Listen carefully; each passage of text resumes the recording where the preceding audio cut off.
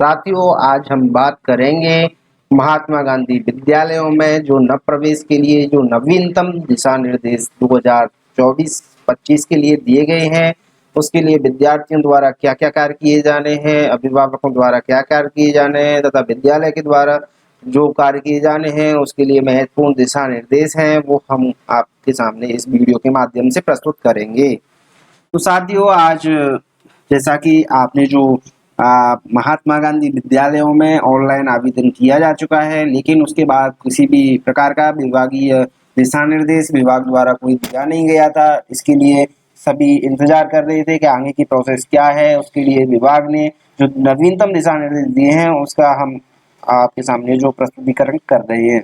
तो सबसे पहले जो ऑनलाइन आवेदन होने के बाद ऑनलाइन लॉटरी निकालने की तिथि है, वो 18/6/2024 अर्थात आज की के दिन 18 तारीख को आपकी शाला दर्पण प्रकोष्ठ जयपुर के माध्यम से लॉटरी निकाली जाएगी। उसके बाद ऑनलाइन लॉटरी के उपरांत चयनित विद्यार्थियों द्वारा शाला दर्पण पोर्टल के संबंधित मॉड्यूल के माध्यम से आवंटित प्रदर्शित विद्यालयों में से किसी एक विद्यालय में रिपोर्टिंग करना होगा। 19 तारीख से लेकर 23 तारीख तक आपको विद्यालय जाना है और वहां पर आपको विद्यालय को लॉक करवाना है। विद्यालय में जाकर ये कार्य आप संबंधित विद्यार्थी को जाना है। अगर विद्यार्थी नहीं है तो अभिभावक जाके और ये काम करवा सकते हैं। उसके बाद ऑनलाइन रिपोर्टिंग विद्यालय लॉक के उपरांत चयनित विद्यार्थियों की सूची विद्यालय के नोटिस बोर्ड पर चस्पा करनी है। ये कार्य आपको करना है 19 तारीख से लेकर 23 तक संबंधित विद्यालय द्वारा ये कार्य किया जाना है। जो भी विद्यार्थियों ने रिपोर्टिंग करवा दी है, उनकी जो सूची है वो आपको नोटिस बोर्ड पर चस्पा करनी है 19 तारीख से लेकर 23 तारीख के बीच में। ऑनलाइन रिपोर्टिंग विद्यालय लॉक के उपरांत संबंधित विद्यार्थी या अभिभावक द्वारा लॉक किए गए संबंधित विद्यालय में प्रवेश हेतु तो व्यक्ति से उपस्थित होकर आवश्यक दस्तावेज, आवेदन की हस्ताक्षरित प्रति व अन्य आवश्यक वांछनीय दस्तावेज विद्यालय प्रशासन को प्रस्तुत कराना है।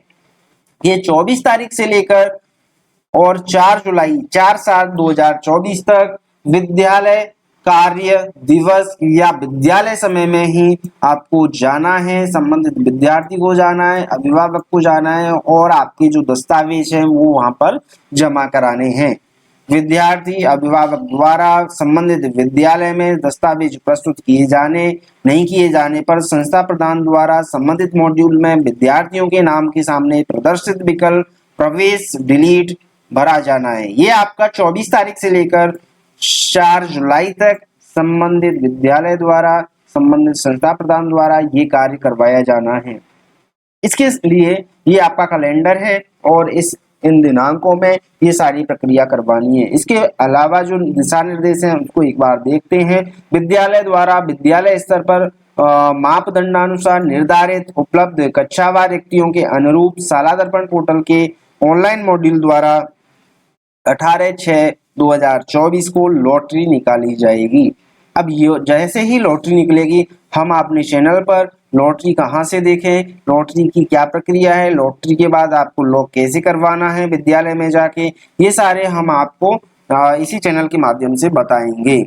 उक्त ऑनलाइन आवेदन की प्रक्रिया के माध्यम से एक आवेदक से एक ही आवेदन भरवाया गया है तथा आवेदन में अधिकतम 5 विद्यालयों के विकल्प की वरीयता भरवाई गई है।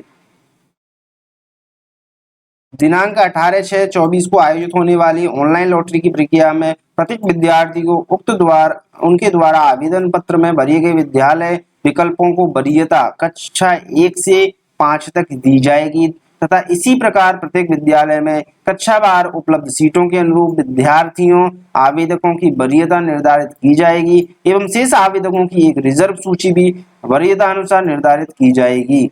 ऑनलाइन लॉटरी के उपरांत चयनित विद्यार्थी अभिभावक द्वारा शाला दर्पण पोर्टल से संबंधित मॉड्यूल में आवंटन प्रतिशत विद्यालयों में से किसी एक विद्यालय में निर्धारित तिथि तक रिपोर्टिंग करवाना आवश्यक है। मान लीजिए आपके 5 विद्यालय में से आपकी 2 विद्यालयों में लॉटरी में नाम आ गया, लेकिन आपको किसी एक विद्यालय में जाकर और वहां पर आपको लॉक करवाना है, अन्यथा आपकी वो सीट वैकेंट हो जाएगी। अन्यथा विभाग द्वारा अन्य विद्यार्थियों को विद्यालय आवंटन पश्चात शेष रही उपलब्ध सीटों में से आवेदक की उसकी सर्वोच्च वरीयता अनुसार विद्यालय आवंटित कर दिया जाएगा।